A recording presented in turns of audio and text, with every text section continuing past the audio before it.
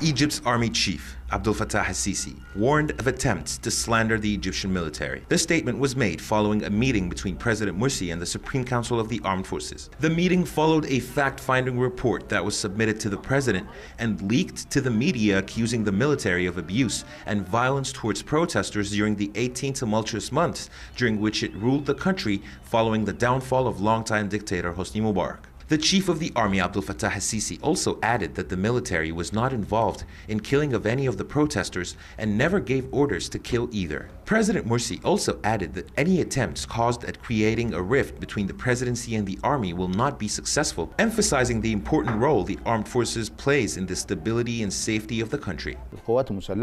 I think that the meetings of President Morsi and the members of the SCAF signals the presence of the crisis between the army and the presidency, as these meetings also come at a time when President Morsi decided to cancel all warrants issued against journalists. It is evident that the presidency is in a critical conditions and wants to come out in any way possible. Despite the fact-finding mission's report not being made public yet, what has been leaked to the media is consistent with claims of activists and protesters on the involvement of the army in torture, beatings, and in some cases even killing of protesters. There have been numerous protests since Morsi took to power, calling on putting to trial the heads of the army at the time, but any attempts to trial members of the army might backlash from the army and other segments of society who believe that the Muslim Brotherhood are trying to extend their influence on crucial institutions in the country, such as the army, police force, and the media. While activists and human rights advocates are calling on the presidency to release the report condemning the army of mistreatment of protesters,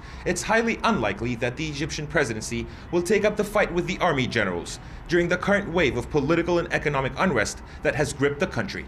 Karim Gamal-Din, Press TV, Cairo.